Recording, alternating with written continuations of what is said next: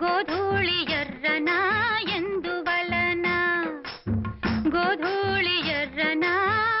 ఎందువలన